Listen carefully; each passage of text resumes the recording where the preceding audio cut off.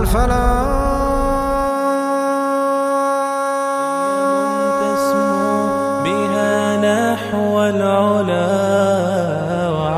Many of them sided with the Crusaders, and they released a man who was the greatest arch enemy of Islam, a man called Reginald de Chatillon. Soon as he mustered up an army, he marched on Makkah. And when Salahuddin heard this, he dispatched an army under Husamuddin Lu'lu'. And Husamuddin took a navy. He annihilated the army of Reginald.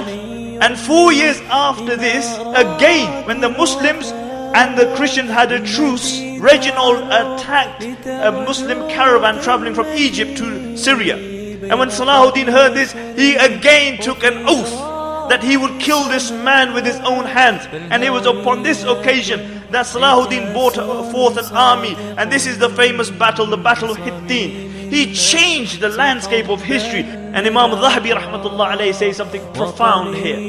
He says this was the greatest victory for the Muslims since in Sham, since Khalid bin Walid defeated the Romans at the Battle of Yarmouk. And Salahuddin rahmatullah alayhi didn't ease up here. 2 days later, he was in Acre, north. Then they took Turan, Haifa, Arsuf, Beirut, Nablus, and a number of other places. He would cry at the apathy of the Muslim leaders. We cry at the apathy of the Muslim leaders today. All those problems which existed in the time of Salahuddin all exist today. The only thing difference is that there is no Salahuddin to bring the ummah together. And then Salahuddin rahmatullah alayhi marched on his greatest aim in life, and that was liberation of the holy places. The people loved Salahuddin. He won their heart. He was a true leader. He showed love and compassion to people. He was a Muhammadi. He was a mu'min. The only language that he understood was the language of the Quran. The only language that he understood was the language of Islam and Iman. This was the kind of man Salahuddin was. He wasn't just a warrior. He was a man of Allah subhanahu wa ta'ala. The good loved him, the bad loved him, the Muslims loved him, the non-Muslims loved him. Everybody loved Salahuddin. And what did this king leave behind him? King of Egypt, king of Syria, Lebanon, Yemen. What did he leave behind him? He left 1 dinar and 47 dirhams, some armor and a horse. This is all he left behind him. But I'll tell you what he left behind him. He left a legacy behind him. And on his tomb they wrote, "Oh Allah, as his final victory, open for him the gates of Jannah."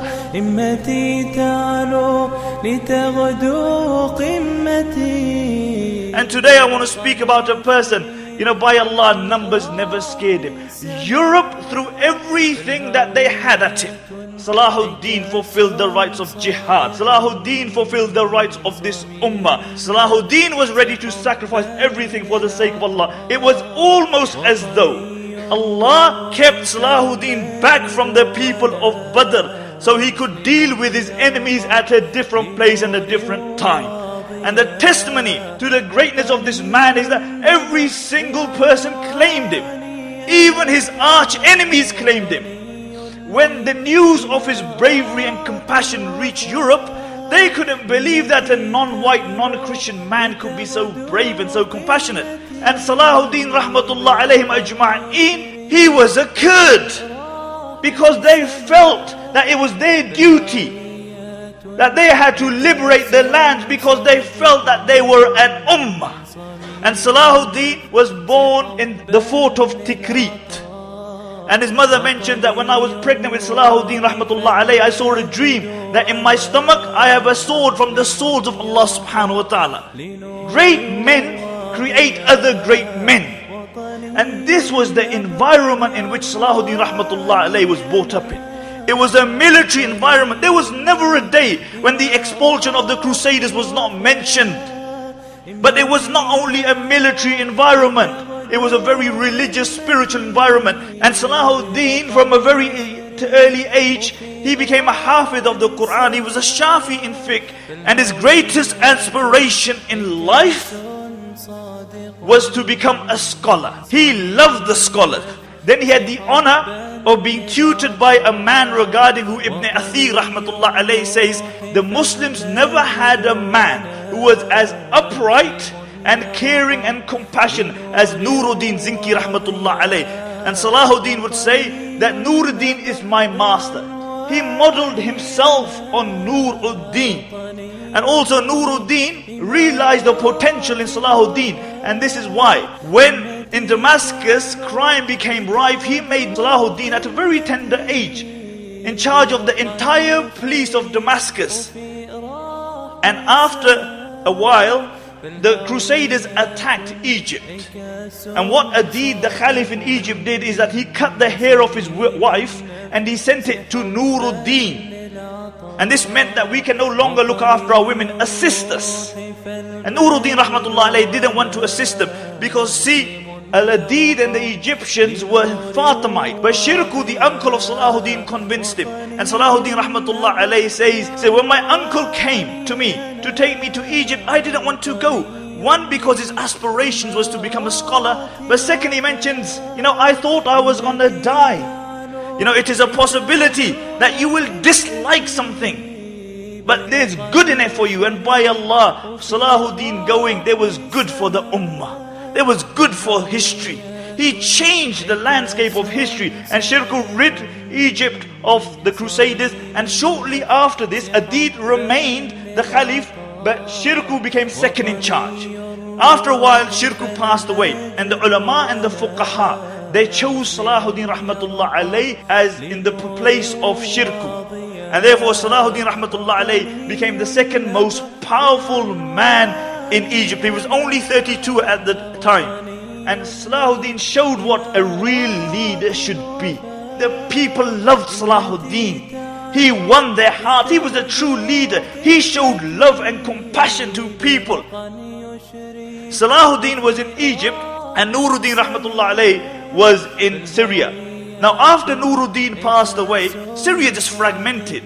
And they began to side with the Crusaders, and many of them were giving annual tributes. They were actually giving annual tributes to the Crusaders. And the people of Syria were disgusted because they were used to a man like Nuruddin, a powerful, charismatic man. And the people of Syria, they turned to Salahuddin rahmatullah alayhi. And this was the time that Salahuddin started on his expeditions. Salahuddin rahmatullah alayhi spent longer fighting Muslims than he did non-Muslims. He fought with Muslims for over 10 years because he understood that if you are divided, you are weak. Many of them sided with the Crusaders, and they released a man who was the greatest arch enemy of Islam, a man called Reginald de Chatillon. For 15 years this man had been in prison. Nuruddin had left him in the dungeons. And what did this man do? Soon as he mustered up an army, he marched on Makkah. And na'udhu billah, he was saying, when I reach Makkah, I will bring the Kaaba to the ground. And then na'udhu billah, he said, I will go to Medina. And na'udhu billah, I will take the camel herder from his grave, speaking about the Prophet ﷺ, and I will bring him back to my palace in Keruk. And I will charge the Muslims to view his body. And the narrations mention that when Salahuddin heard this, he took out his sword, he lifted it to the skies, and he said, by Allah, I will kill Reginald with my own hands. Because he had a deep love for the Prophet ﷺ. And he dispatched an army under Husamuddin Lu'lu'. And Husamuddin took a navy, he annihilated the army of Reginald. And then he captured his men, he took them to Medina, and he executed them in Medina.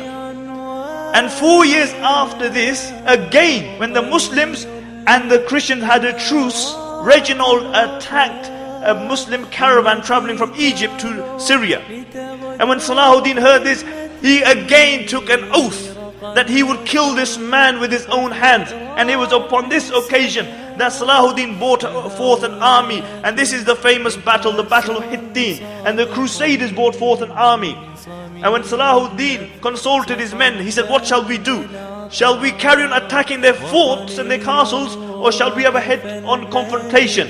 And they said, carry on attacking their forts. And Salahuddin said, no. He said, we will take them head-on. because none of us knows how long he's gonna live. And then he said, "Oh my men, fight to please your Lord, do not fight to please me." And they marched on to the army of the Crusaders. The Crusader army was considerably larger than the Muslim army. The Crusader army was deeply entrenched, and they had barricaded themselves. So Salahuddin rahmatullah alayhi didn't rush. He showed what a military genius he was. What he did, he went to a nearby fort, and this fort had the women and the children of the soldiers there, and he lay siege to it. And then he put his back against the sea. The Christian charges were very strong. The Muslims had problems dealing with Christian charges, but tactically the Muslims were far superior. So what the Christians thought was one charge and Salahuddin will end up in the sea. And this is exactly what Salahuddin wanted them to think. So next morning they marched. It was midsummer. With them they had the true cross. The true cross was the most sacred relic in Christendom. It was believed that a part of this cross, upon it, Isa alayhi salatu wasalam was crucified. And they believed that as long as they have this, they could never lose a battle. They had actually believed that they had won the previous 20 battles because of the barakah of this cross. And what Salahuddin rahmatullah alayhi, he had put strategically, he had put archers on the way. And what he did, he poisoned all the wells. So when they began to march, these archers began to shower arrows. So many arrows that their movements became snail pace. Thousands of them had perished, and they thought night would bring them relief. But the historians mention that Salahuddin rahmatullah alayhi's men had encircled them in a manner that not even an ant could go through. So from the Muslim camp, there were the cries of Takbir, Allahu Akbar. And from the Christian camp, there were the cries of the dying and the wounded. And next morning, Salahuddin rahmatullah alayhi noticed that the brushwood was dry and the wind was blowing in the direction of the Crusaders. So it's midsummer, no water, and they lit the brushwood. And then now they began to choke on the smoke as well. And it was here that the Muslims attacked, and they were reciting the verse, "And indeed it is a right upon us that we assist the believers." And then Salahuddin wanted to afflict the final psychological blow, and that was to capture the true cross. And Salahuddin rahmatullah alayhi sent the entire regiment to capture it. And when the regiment captured it, this totally demoralized the Christians, and they fell by the wayside, and only 150 of them remained standing around the king. 150 knights, and the Muslims attacked. And Salahuddin rahmatullah alayhi was watching this, and his brother was standing next to him, and he said, "Alhamdulillah, we have defeated them." And Salahuddin said, "Not yet." And then he attacked again, and the Christians went back, and his brother said, "Alhamdulillah, we have defeated them." And Salahuddin said, "Wait, not yet. When that tent falls, the tent of the king, then we have defeated them." And when Salahuddin rahmatullah alayhi was saying this, the tent fell. And what did Salahuddin do? What did he do? Did he jump up and down? He descended from his mount and he went into sajda, because he understood that victory and defeat is from Allah subhanahu wa ta'ala. And Salahuddin wasn't just a warrior. Ibn Shaddad mentions Salahuddin for years never missed salah with Jamaat. He didn't live in a palace, he lived on a tent in the battlefield. He wasn't just a warrior, he was a man of Allah subhanahu wa ta'ala. This was such a complete victory that when you looked at those who were dead, it was impossible to believe that anybody could have lived. And when you looked at those Christian crusaders who were alive, there were so many of them, one could not believe that any one of them was dead. And Imam Dhahabi rahmatullah alayhi says something profound here. He says this was the greatest victory for the Muslims since in Sham, since Khalid bin Walid defeated the Romans at the Battle of Yarmouk. That is a profound statement. And Salahuddin rahmatullah alayhi didn't ease up here. 2 days later, he was in Acre north. Then they took Turan, Haifa, Arsuf, Beirut, Nablus, and a number of other places. And then Salahuddin rahmatullah alayhi, the reason he took all the ports was so the Crusaders could not get any more reinforcements in. And then Salahuddin Rahmatullah alayhi marched on his greatest aim in life, and that was liberation of the holy places. And somebody asked him, you're the king of Egypt, Syria, Yemen, Lebanon. You very rarely smile. He had everything. And Salahuddin Rahmatullah alayhi said, how can I smile? How can food and water taste good to me when Bayt al-Maqdis is in the hands of the Crusaders? I wonder what Salahuddin would say if he was here today. And the astrologers had told Salahuddin, they said, oh Salahuddin, we have seen in the stars that if you try to take Jerusalem, you will lose an eye. And Salahuddin said, you talking about me losing an eye? I swear by Allah, I will take the holy lands, even if it means I walk into Jerusalem blind. And for 5 days Salahuddin went around Jerusalem until on the 20th of Rajab, they found an ideal place to lay siege. And for 6 days they pounded the city. And on the 26th, Balian came out to ask for terms. Salahuddin said, I offered you terms initially, you didn't take them. Now the city is mine. And then Balian said, if you do not offer us terms, then we will kill the 5,000 Muslims in the city and we will destroy the masjid. And really this is a testimony to the greatness of Salahuddin Rahmatullah alayh. He could have easily said, do it! And when we take it, you will see what we do to your men, women and children. He knew that these Muslims had been at the front line for 88 years. And he didn't want them to go through any more suffering. He realized this. And Salahuddin gave Balian terms. And Salahuddin Rahmatullah alayh entered when? He entered Jerusalem on the very night that the Prophet ﷺ entered Jerusalem. Salahuddin Rahmatullah alayh entered Jerusalem on the 27th of Rajab. And can you imagine how the Muslim must have felt when they entered? Can you imagine 88 years of persecution? Can you imagine when they saw the fortified walls of Jerusalem? They must have remembered the stories of how living Muslims were catapulted over the walls of Jerusalem 88 years. When they saw the Christian women, they must have remembered how every single Muslim woman was violated 88 years ago. When they entered and they saw the Christian children, they must have remembered the stories of how babies were snatched from their mother's breast and their heads were smashed against the walls. When they entered the masjid, they must have remembered the stories of how 70,000 Muslims were killed in the masjid in one day until their blood was running up to the knees of those who were doing the butchering. All these memories must have come back to the Muslims. But Salahuddin Rahmatullah alayh had a greater memory in the back of his mind, which overrid all these memories. And that was when the Prophet ﷺ re-entered Makkah. They must have seen the place where Bilal was dragged until his skin would peel from his body. They must have seen that place where two young girls, Lubayna and Unaysa, were killed for what? Because they believed in La ilaha illallah. They must have seen the place where Ammar, Yasir, Sumayya, the entire family would be persecuted. And in the heat of the moment, a Sahabi shouted out, Al-Yawmu Yawmul Malhama. Today is the day of bloodshed. Today is the day of retribution. Today is payback time. And the Prophet ﷺ heard this and he said, oh Sa'd, come here. Change that cry into Al-Yawmu Yawmul Marhama. Today is the day of mercy. Today is the day of forgiveness. And similarly, Stanley Lane Poole mentioned in his classic that the Muslim king showed the Christians the meaning of compassion. Salahuddin in this early battles only killed one man and 200 Templars. And that man was after the battle of Hittin. Who was it? Reginald de Chatillon. After the battle, they erected a tent for Salahuddin. The king was brought to Salahuddin and Salahuddin gave him some water to drink because he was lapping. And then he drank the water and he gave it to Reginald.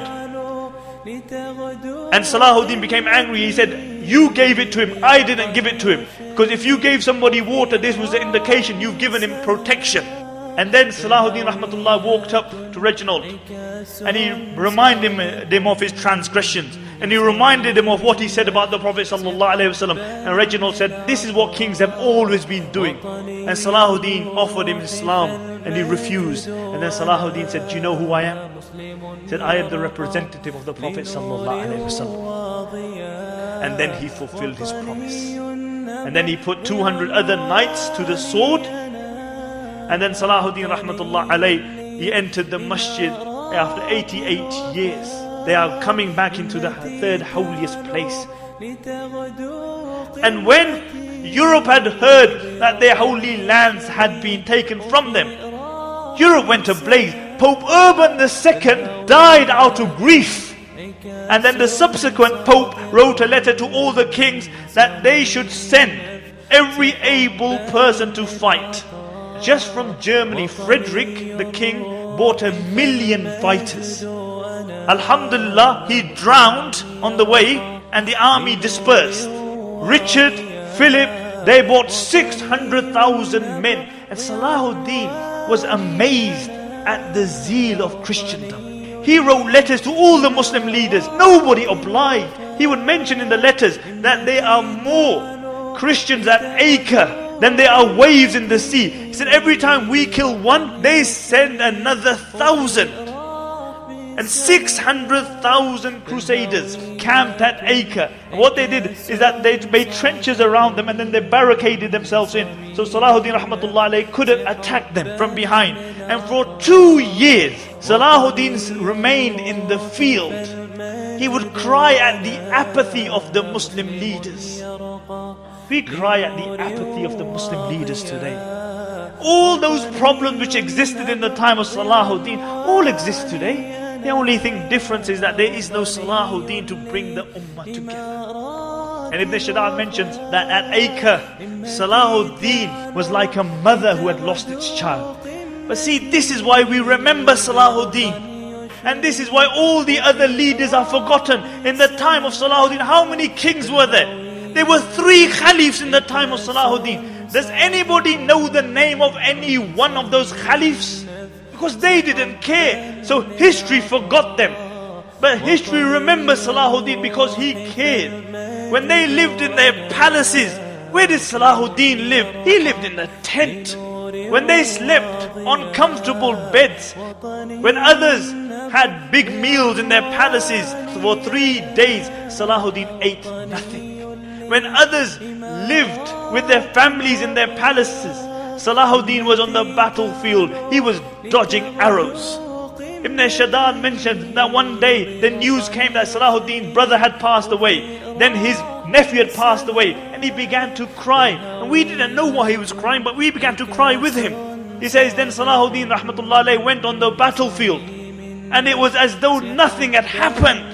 He was the same Salahuddin. And this is why history remembers Salahuddin. Finally, the Crusaders, after 2 years, the Muslims in Acre asked for terms. Richard gave them 2 terms. And then after that, he butchered every man, woman and child in Acre.